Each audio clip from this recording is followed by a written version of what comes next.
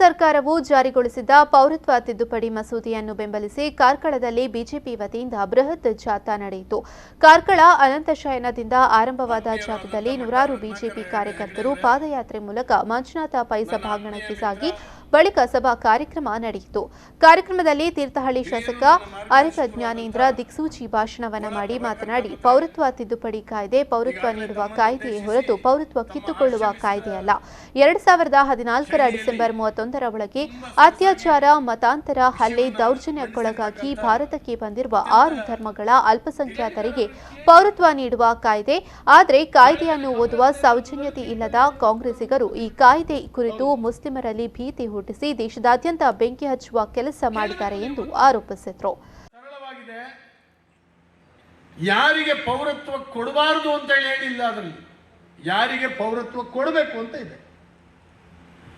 3 ರಾಷ್ಟ್ರಗಳಿಂದ ಅತ್ಯಂತ ಹಿಂಸೆಗೆ ಗುರಿಯಾಗಿ, ಅವಮಾನಕ್ಕೆ ಗುರಿಯಾಗಿ, ಅತ್ಯಾಚಾರಕ್ಕೆ ಗುರಿಯಾಗಿ ಈ ದೇಶಕ್ಕೆ ಓಡು ಬಂದಿರತಕ್ಕಂಥ, ನಡೆದು ಬಂದಿರತಕ್ಕಂಥ ಅಲ್ಲ, ಓಡು ಬಂದಿರತಕ್ಕಂಥ 2014 ಡಿಸೆಂಬರ್ 31ಕ್ಕೆ ಮೊದಲು ಈ ದೇಶದಲ್ಲಿ ನೆಲೆಸಿರ್ತಕ್ಕಂಥ 6 ಧರ್ಮದವರಿಗೆ ಈ ಕಾಯ್ದೆ ಅನ್ವಯ.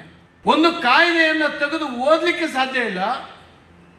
ಆ ಜನಾಂಗದಲ್ಲಿರುವಂಥ ಅಡ್ವೊಕೇಟ್ ಆಗಲಿ, ಮಂತ್ರಿ ಆಗಲಿ, ಇವತ್ತು ಸಮಾಜದಲ್ಲಿ ಅತ್ಯಂತ ಮೇಲ್ಸ್ತರದಲ್ಲಿ ಹೋಗಿರ್ತಕ್ಕಂಥ ವ್ಯಕ್ತಿಗಳು ಅವರಿಗೆ ಹೇಳಲಿಕ್ಕೆ ತಯಾರಿಲ್ಲ.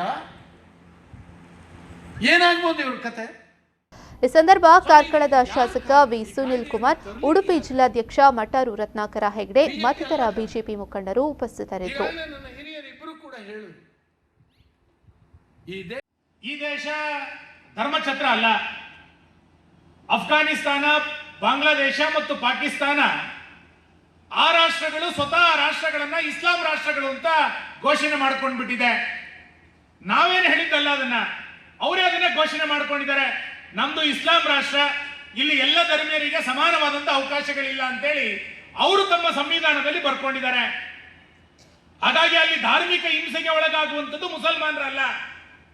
ಪಾಕಿಸ್ತಾನ, ಅಫ್ಘಾನಿಸ್ತಾನ, ಬಾಂಗ್ಲಾದೇಶಗಳು ಮುಸಲ್ಮಾನ್ ರಾಷ್ಟ್ರಗಳು ಅಂತ ಅವರು ಘೋಷಣೆ ಮಾಡಿದ ನಂತರ ಅಲ್ಲಿ ಮುಸಲ್ಮಾನರಿಗೆ ಧಾರ್ಮಿಕ ಹಿಂಸೆಗಳಾಗ್ಲಿಕ್ಕೆ ಸಾಧ್ಯ ಇಲ್ಲ. ಅಲ್ಲಿ ಧಾರ್ಮಿಕ ಹಿಂಸೆಗೆ ಒಳಗಾಗೋರು ಯಾರು ಅಂತ ಕೇಳಿದ್ರೆ ಅಲ್ಲಿ ನೆಲೆಸಿರುವಂತಹ ಹಿಂದೂಗಳಿಗೆ, ಪಾರ್ಸಿಗಳಿಗೆ, ಬೌದ್ಧರಿಗೆ, ಜೈನರಿಗೆ ಅಲ್ಲಿ ಧಾರ್ಮಿಕ ಹಿಂಸೆ ಒಳಗಾಗುತ್ತೆ. ಆ ಹಿಂಸೆಗೆ ಒಳಗಾಗಿ ಭಾರತಕ್ಕೆ ನಿರಾಶ್ರಿತರಾಗಿ ಬಂದಂತವರಿಗೆ ನಾವು ಪೌರತ್ವವನ್ನು ಕೊಡುವಂತದ್ದು. ನಿರಾಶ್ರಿತರಾಗಿ ಯಾರು ಬಂದಿದ್ದಾರೆ ಅವರಿಗೆ ಪೌರತ್ವ, ಯಾರು ನುಸುಳುಕೋರರಾಗಿ ಬಂದಿದ್ದಾರೆ ಅವರಿಗೆ ಪೌರತ್ವವನ್ನು ಕೊಡ್ಲಿಕ್ಕೆ ಸಾಧ್ಯ ಇಲ್ಲ.